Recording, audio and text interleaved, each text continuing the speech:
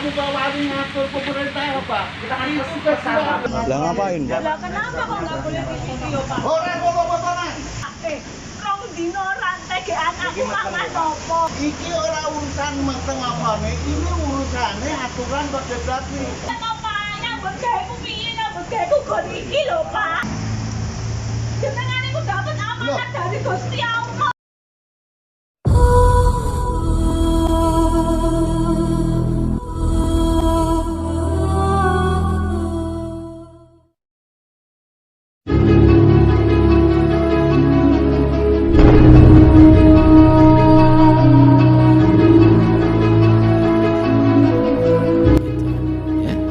Otoritas itu harus diikuti, Pak, tapi ada syarat minimalnya. Syarat minimalnya apa? Satu, beriman.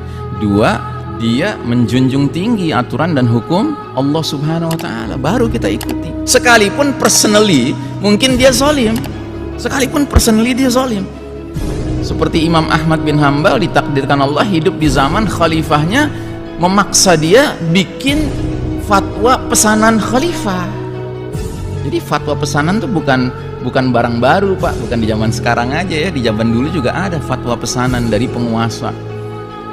Apa pesanannya? Pesanannya, hai Imam Ahmad, keluarkan fatwa bahwasanya Al-Quran itu makhluk. Gak mau Imam Ahmad.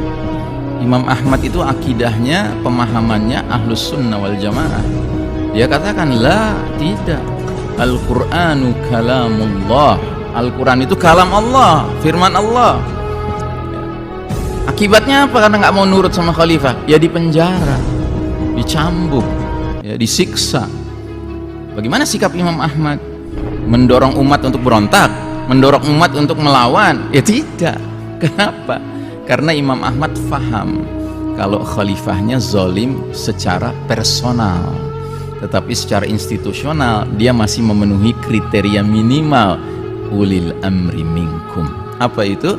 Fa in tanaza'tum fi syai'in farudduhu ila Allahi war rasuli in kuntum tu'minuna billahi wal yaumil akhir.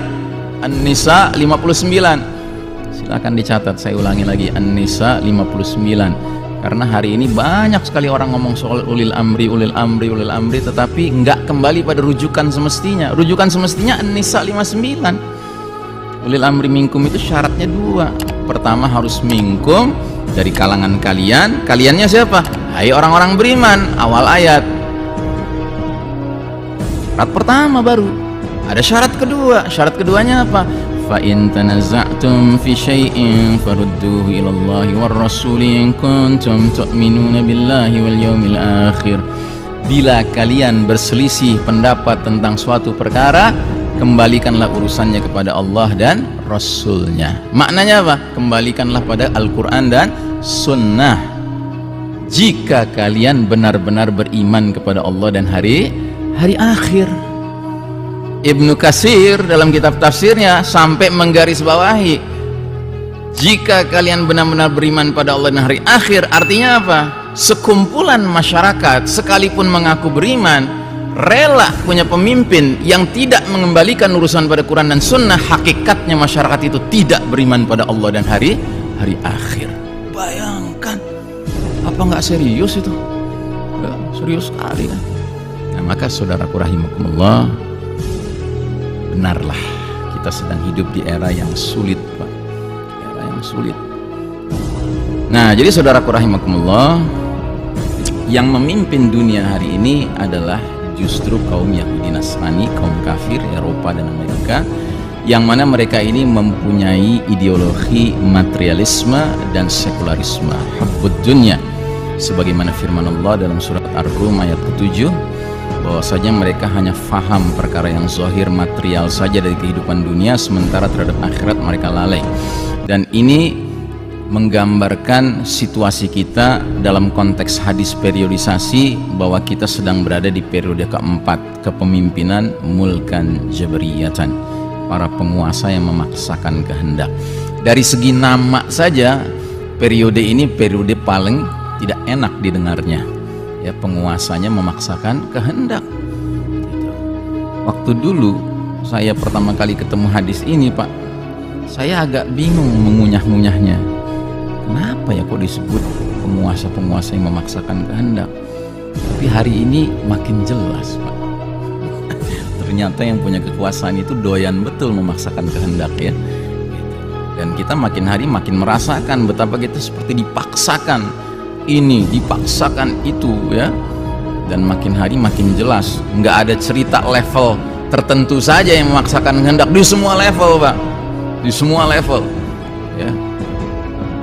Dulu kita mengira levelnya cuma level tertentu, tidak, sekarang semua level menunjukkan sikap jabriyahnya, sikap memaksakan kehendaknya. Nah, jadi saudaraku rahimakumullah, babak ini dimulai kapan? Dimulai sejak tahun 1342 Hijriah. Babak di mana Allah cabut hak kita memimpin umat manusia, padahal tadinya kita memimpin selama 1342 tahun. Kita dipaksakan oleh Allah, dari takdir Allah, untuk mengalami perubahan posisi yang tadinya di atas garis merah masih berjaya, sekarang kita di bawah garis merah, terpuruk kita. Jadi sejak 101 tahun yang lalu, ini belum dirubah ya, kita kan sekarang bukan 1442 Hijriah lagi ya, kita sudah 1443 Hijriah, sudah bulan Muharram, berarti sudah 101 tahun menurut kalender Hijriah umat Islam posisinya kalah.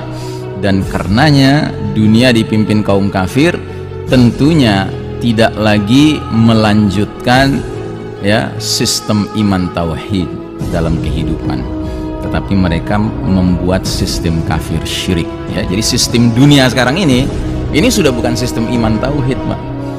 Dulu waktu umat Islam berjaya selama 1342 tahun, umat Islam itu memperkenalkan sistem hidup yang fondasinya iman tauhid. Begitu mereka yang mengambil alih kepemimpinan dunia ini atas takdir Allah, dan tentunya Allah punya hikmah di balik takdir itu, kemudian mereka tidak melanjutkan sistem iman tauhid. Kenapa? Ya karena kata orang Betawi, beriman kagak, bertauhid kagak. Mana mungkin mereka mau meneruskan sistem iman tauhid? Ya pastinya mereka teruskan atau mereka kelola sistem dunia ini berdasarkan kekufuran mereka dan kesyirikan mereka. Nah, ini yang harus kita sadari, Pak, supaya kita tidak menjadi umat yang menyangka we're living in fine times, ya kan, kita sedang hidup di era yang baik-baik saja, yang karenanya apa kata otoritas ikuti saja. Oh, come on, otoritasnya dipengaruhi oleh yang mimpin dunia kok, sedangkan yang mimpin dunia fondasinya kekufuran dan kesyirikan. Nah, tapi alhamdulillah secara garis besar kita harus ingat bahwa 5 fase perjalanan umat Islam justru lebih banyak umat Islam itu di atas garis merah. Kita sudah mengalami 2,5 fase di atas garis merah, dan kita mengalami 1,5 fase kekalahan di bawah garis merah ya, 1 fase sekarang ini babak keempat, dan 1/2 fase waktu Nabi memimpin para sahabat di Mekah sebelum hijrah ke Madinah ya. Jadi cuman 1,5 fase, Pak, kita kalah, dan 3,5 fase kita akan berjaya, plus fase kelima nanti insya Allah kita berjaya kembali. Dan dari mana kita tahu ups and downs perjalanan umat ini? Dari Allah. Allah yang menjelaskan dalam Al-Quran bahwa ada sunnatullah, namanya sunnatut tadawul, sunnah pergiliran. Allah berfirman, wa tilkal ayyamu nudawiluha bainan nas. Demikianlah hari demi hari masa kemenangan dan kekalahan, kejayaan dan keruntuhan kami pergilirkan di antara manusia agar mereka bisa mendapat pelajaran ya.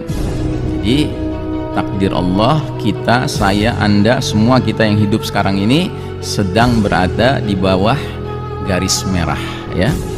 Dan di bawah garis merah ini berarti menuntut kesabaran dan keistiqomahan sebagaimana dahulu Nabi dan para sahabat.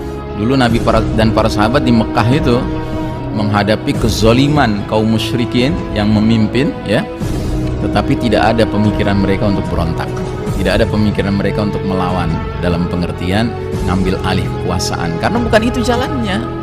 Jalannya jalan dakwah, jalan jihad fisabilillah ya. Dan itu pun jihadnya baru ditempuh ketika jadwalnya sudah tepat. Kalau belum tepat ya nggak dikerjakan jihad gitu.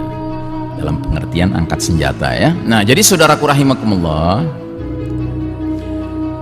3 sunnatut tadawul akan dialami umat Islam selama 5 periode perjalanan sejarahnya. 2 sudah kita alami, 1 belum kita alami. Yang dua itu adalah pertama tahun 0 Hijriah, ketika Allah perintahkan Nabi dan para sahabat hijrah meninggalkan Mekah menuju Madinah. Nah, di situ terjadi sunnah pergiliran pertama. Dari posisi umat Islam terzolimi di Mekah menjadi posisinya kuat di Madinah. Ya, itu sunnah tadawul pertama.